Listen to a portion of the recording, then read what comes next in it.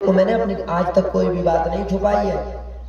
गुड़ से गुड़ बात भी मैंने तेरे को बता दी है, लेकिन तू एक काम करना, किसी को बताना मत।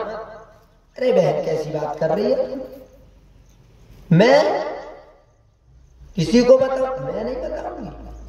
अरे और ऐसी बात करके वो तो चली गई। इसकी फ्रेंड जो थी, इसकी सहेली, इसने दूसरी सहेली से बता दी, दूसरी ने तीसरे से बता दी, और ऐसे ही बताते बताते पूरे गांव में ये बात फैल गई।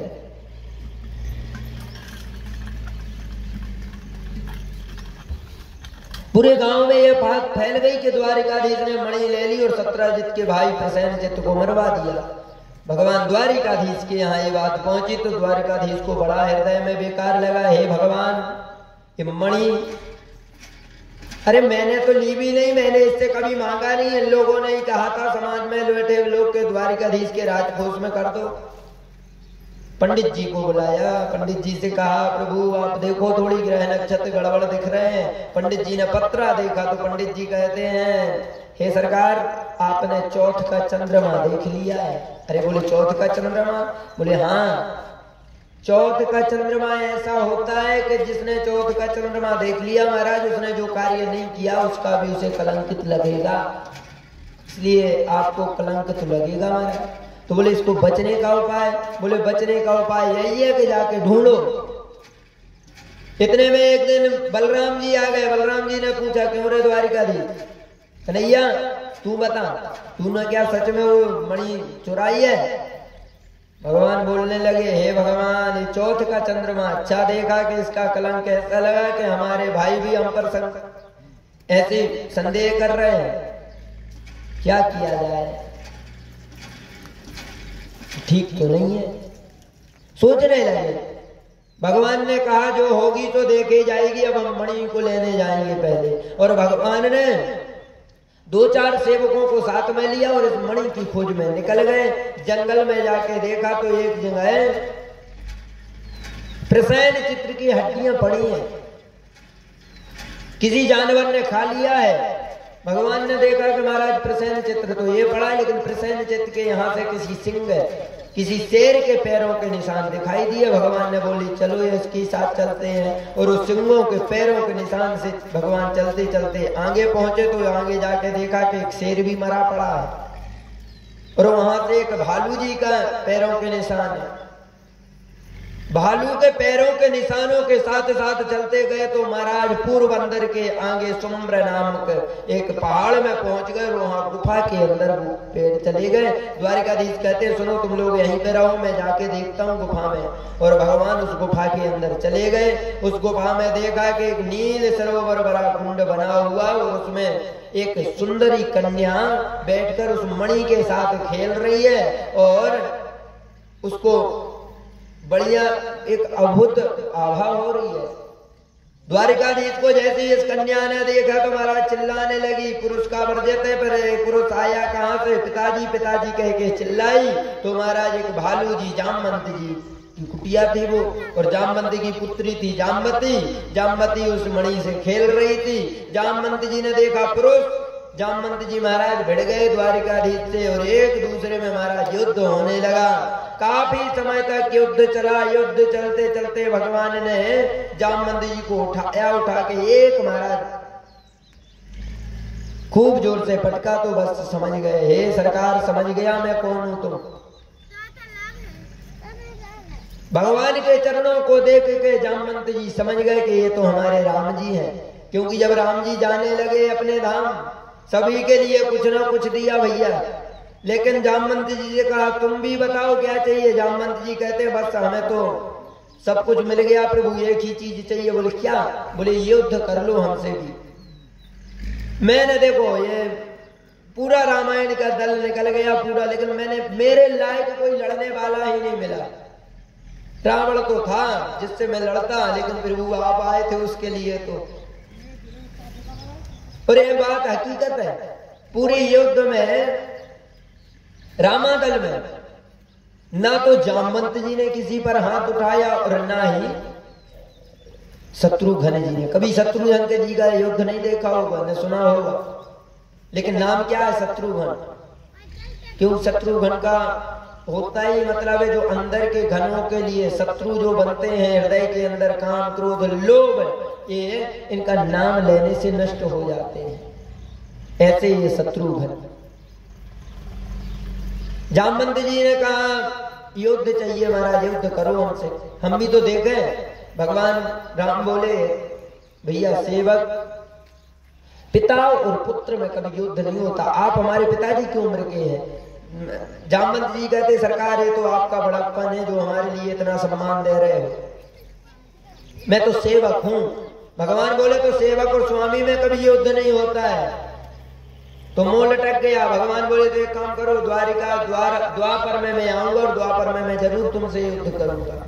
जामवंत जी महाराज सतयुग में भी थे, द्वापर में भी थे, त्रेता में भी थे, और महाराज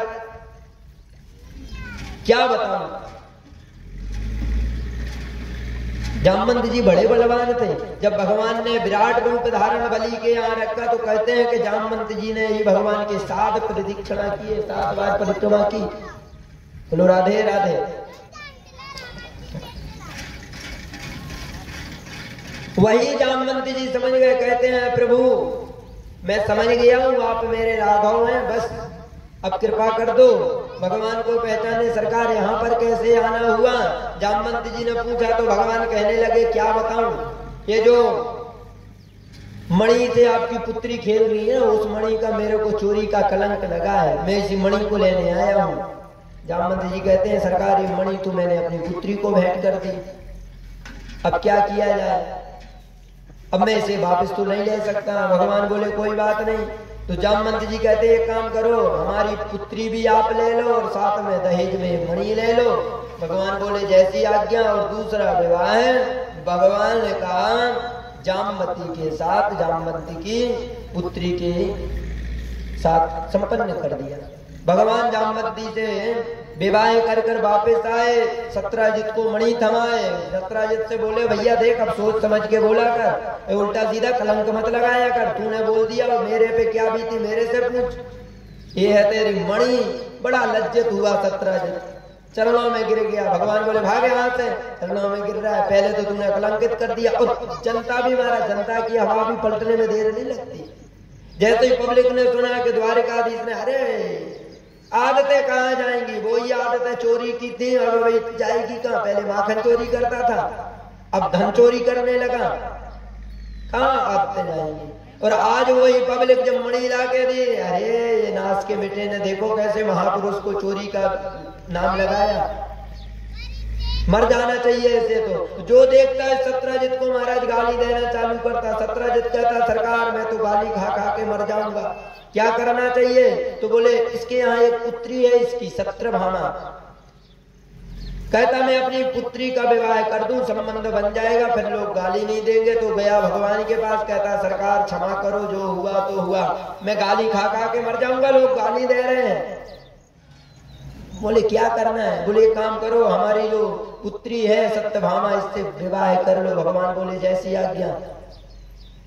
तीसरा विवाह भगवान का सत्यभामा के साथ संपन्न हुआ। दहेज में मणि देने लगे तो भगवान ने मना कर दिया, बोले ये मणि से तो कलंक लग जाता, मेरे को ये मणि नहीं चाहिए। और अगर मैंने विवाह कर भी लिया तो लोग जो कल तक कह रहे थे वो कहेंगे देखो द्वारिकाधीश कितने चतुर है, सत्यभामा से विवाह कर लिया और मणि के लालच में और दहेज में मणि ले ली। मणि नहीं चाहिए भैया, मणि तो अपने पास रखो, सत्यभामा से विवाह हम कर लेंगे। तो भगवान ने मणि तो ली नहीं, तो सत्यभामा से विवाह कर लिया और जितना धन निकलता वो राजकोष में जमा होने लगा। इस प्रकार से भगवान के 3 विवाह हुए। एक बार भगवान इंद्रप्रस्थ दिल्ली घूमने पहुंचे अपने पांडवों के यहाँ। संध्या काल बेला में भगवान द्वारिकाधीश यमुना जी के किनारे घूम रहे थे। तो घूमते हुए देखा कि एक कन्या बड़ी रूपवान थी और भगवान का एकदम समाधि लगा के ध्यान कर रही थी। भगवान ने अर्जुन से कहा भाई जाके पूछो क्यों ये समाधि लगाए हुए हैं। अर्जुन ने जाके कहा देवी आप समाधि क्यों लगाए हैं, किसकी उपासना कर रहे हैं। तो इनने भी बोल दिया महाराज मेरा नाम है अहम देवश्च सविता दुहिता पति मक्षमय विष्णु वरेण्यम वदनम तपस्यम समदाविते। ये समाधि इसलिए लगाई है सरकार कि विष्णु जी को वर्ण के रूप में चाहती हूँ, पति के रूप में चाहती हूँ, इसलिए उन्हीं की उपासना कर रही हूँ। अर्जुन ने भगवान को देखा, भगवान से कहता है आपके बृहस्पति बहुत तेज है सरकार, ये देवी भी आपके ही विवाह के लिए देख रही है। कोई बात नहीं, एक काम करो, परिचय कराओ उनसे भी। और भगवान द्वारिकाधीश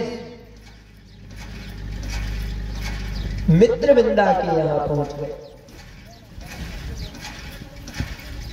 नहीं महाराज, राधे कालिंदी पुत्री का नाम था कालिंदी। कालिंदी करने लगी महाराज, यमराज की बहन थी, सूर्य की पुत्री थी मां यमुना। यमुना का ही नाम कालिंदी है। पृथ्वी का नाम सत्यभामा है, माता लक्ष्मी का नाम रुक्मणी है। भगवान की 8 प्रकार की सिद्धियां हैं। अष्ट सिद्धियों को ही 8 पटरानी बोलते हैं। जो हनुमान जी के यहाँ है ना 8 सिद्धियों की कृपा है, वो ही 8 रानी ही भगवान की राशि है। 8 जो पटरानियां हैं महाराज अपनी अपनी पटरानी। तो महाराज कालिंदी बोली भगवान को वर्ण बनने के लिए है, तो भगवान का से मित्रता कराई और भगवान ने चौथा विवाह कालिंदी के साथ कर दिया। बोलो राधे राधे। एक महाराज बिंद अरविंद नाम के 2 भाई हैं जिनकी बहन है मित्रविंदा। दोनों भाई चाहते हैं कि हमारी बहन का विवाह दुर्योधन के साथ हो जाए, लेकिन द्वारिकाधीश को जैसे ही इसने मित्रविंदा ने देखा तो महाराज गले में वनमाला द्वारिकाधीश पे डाल दी। भाइयों ने विरोध किया तो भगवान वहां से 9-2-11 हो गए। भगवान का 5वां विवाह मित्रविंदा के साथ संपन्न हुआ। एक महाराज कौशलेंद्र नंदन नग्न जित हैं जिनकी बेटी का नाम है सत्या। राजा की प्रतिज्ञा है जो मेरे बलिष्ठ 7 बैलों को एक साथ नाथ देगा मैं अपनी पुत्री का विवाह कर दूंगा। भगवान ने 7 रूप धारण किए और 7 बैलों को एक साथ नाथ दिया। भगवान का 6वां विवाह हो गया सत्या देवी के साथ। एक वसुदेव की छोटी बहन है जिनका नाम है सुतकीर्ति, भगवान की बुआ लगती हैं। इन सुतकीर्ति भगवान से बड़ा प्रेम करती हैं, लेकिन महाराज कहते हैं कि अब इतना विवाह कैसे हो। तो उनकी एक भद्रा नामक कन्या है, इन्होंने अपनी भद्रा नामक कन्या का विवाह द्वारिकाधीश के साथ कर दिया और पुत्र रूप में भगवान को मानने लगे।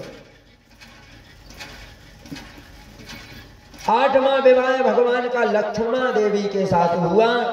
इस प्रकार से तो परीक्षित भगवान के 8 विवाह अलग अलग हुए हैं, लेकिन 100 विवाह भगवान के 16,100 विवाह भगवान के एक साथ हुए। बोले एक साथ सरकार वो कैसे, थोड़ी ये भी बताओ। बोले एक भूमि का पुत्र है भौमासुर। जब ये भौमासुर का जन्म हुआ महाराज भूमि से, तो आकाशवाणी हुई कि ये भगवान नारायण के हाथ से ही मारेगा। तो भूमि दौड़ी दौड़ी भगवान के पास गई। बोले सरकार आप मृत्यु इसकी आपके हाथ से है। भगवान बोले अगर ऐसा कार्य करेगा तो कोई भी होगा सृष्टि में मैं मेरे हाथ से ही मरेगा। पृथ्वी कहने लगी एक आप, लेकिन भगवान ने कह दिया जब तक देवी आप नहीं कहोगे जब तक इसे नहीं मारेंगे। माता प्रसन्न होकर आ गई और वही द्वारिकाधीश माता भूमि से उत्पन्न भौमासुर हर राज्य में जाता है। इसका प्रण बन गया कि 16,108 विवाह करेंगे हम। तो आज इसने हर राजकुमारी के लिए जाता और हरण करके ले आता है। इसने जोड़ जोड़ के अपने काले कूट में है इतनी रानियों को कर दिया 16,108। भगवान द्वारिकाधीश को पता चला तो द्वारिकाधीश गए। सत्यभामा के कहने पर इस भौमासुर का भी भगवान ने उद्धार कर दिया। यहीं पर भगवान का नाम पड़ गया मुरारी, क्योंकि एक मोर नामक दैत्य था। भगवान को मारने दौड़ा तो भगवान ने एक मुष्टिका लगाया और मोर नामक दैत्य का वध कर दिया। इस भौमासुर का भी वध कर दिया भगवान ने, इसका भी उद्धार कर दिया। इतना बलिष्ठ था। एक देव माता अदिति के कुंडल ले आया, वरुण का छत्र ले आया, इंद्र की आसन ले आया। भगवान ने सबको यथास्थान पहुंचाया। देवियों से कहा जाओ अपने अपने घर। तो देवी जितनी भी थी सबके सब चरणों में गिर गई। बोली सरकार ये बताओ, इतना समय हो गया इस राक्षस के यहाँ बंदी गृह में रहते हुए, अब कौन राजकुमार हमसे विवाह करेगा? पहली बात तो घर वाले ही नहीं अपनाएंगे, और अगर घर वालों ने अपना लिया तो कोई वर्ण पुत्र विवाह नहीं करेगा सरकार। भगवान की आंखों में आंसू आ गए। बोले क्या किया जाए? तो भगवान द्वारिकाधीश ने 16,108 कन्याओं को अपने साथ ही रख लिया। इस प्रकार से द्वारिकाधीश के टोटल विवाह हुए 16,108। कालांतर में इनके लिए एक एक महल भगवान ने बना के दिए। भागवत जी में वर्ण एक एक पुत्र और 10-10 कन्याएं द्वारिकाधीश की प्रत्येक रानियों के यहां से हुई। पूरी जनसंख्या भगवान की पहुंच गई 72 लाख पर। बड़ा परिवार हो गया भगवान का। परीक्षित ने पूछ लिया सरकार भगवान हम तो 1-2 में ही परेशान हो जाते हैं, भगवान का इतना बड़ा परिवार हो गया, भगवान के यहाँ कभी लड़ाई झगड़ा नहीं होता? सुखदेव जी कहते हैं एक बार नारद जी को भी ऐसे ही लगा था कि लड़ाई झगड़ा नहीं होता है, क्या किया जाए? तो नारद जी की कृपा हो जाती थी कभी कभी। एक बार क्या हुआ कि भगवान द्वारिकाधीश स्वर्ग गए और स्वर्ग से पारिजात का पुष्प ले आए। पारिजात का पुष्प लेके आए तो महाराज रुक्मणी माता के लिए पारिजात का पुष्प दे दिया। नारद जी ने कहा बस अब बताता हूं मैं पुष्प देने का क्या मतलब होता है। सत्यभामा के यहाँ पहुंच गए नारद जी। देवी जानती हो हम अभी स्वर्ग से आ रहे हैं, द्वारिकाधीश और हम दोनों स्वर्ग गए हुए थे। सत्यभामा कहती है नारद जी स्वर्ग जाने का तो हमारा भी बड़ा मन है, स्वर्ग से कुछ लाए नहीं? अरे बोले द्वारिकाधीश से पारिजात का पुष्प लेके आए थे द्वारिका से।